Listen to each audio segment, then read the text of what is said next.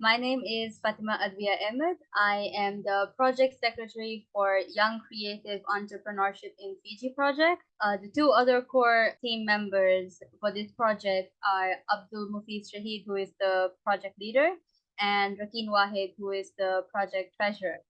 So this project basically is about helping the young creatives in our society to monetize their skills. So basically making them ready to step into the entrepreneurial sector. The Young Creative Entrepreneurship in Fiji project is basically divided into three phases. We are done with the first phase already, which was the consultation that took place on the 6th and 7th of February. We invited almost 30 participants from different art sectors, from the dance industry, visual arts, music. We had independent artists, we had independent filmmakers. We also had the operations manager for Fiji Fashion Week. So it was just a broad spectrum of the participants we had over in the consultation.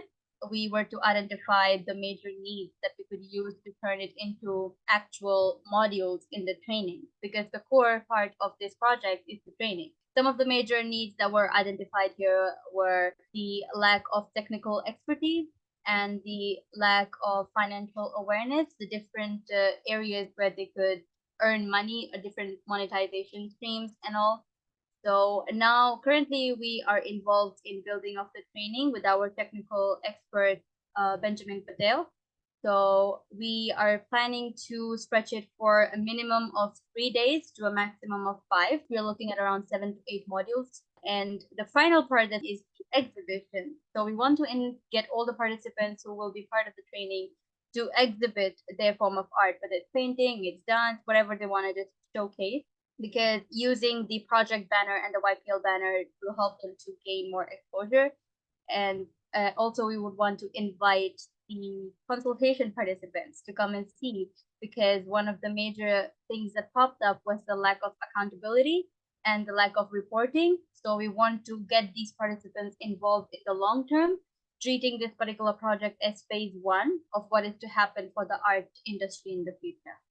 So when we were first coming up with the project idea for the YPL proposal, we thought of entrepreneurship in Fiji, because our work was to help post-COVID issues. We saw a lot of young people stepping into the entrepreneurial sector. There were a lot of layoffs, and then young people, high school students, university students looking for extra sources of income. But there wasn't anything concrete out there which would help them to step into this sector with confidence. Like, what are the needs?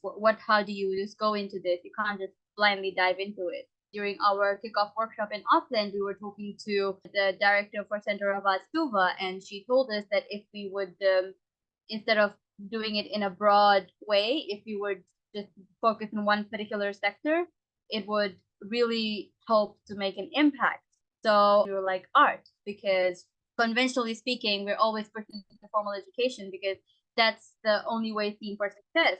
And art is not something which is often prioritized or encouraged for young people. So we were like, okay, so people who are in this sector do not know how to monetize. They want to continue with their passion, but it would help them if they had this extra source of income. So let's try with that. But after the consultation, though, we realized that there was a lot more that could be done. So this project started with the idea of helping young people cope up with the post-COVID issues in our society and to make them confident enough and financially independent. So it started with that, but now it's slowly progressing towards helping the art sector achieve its full potential. One of the impacts that we would want to have through this project would be to help young people do what they want to do with confidence.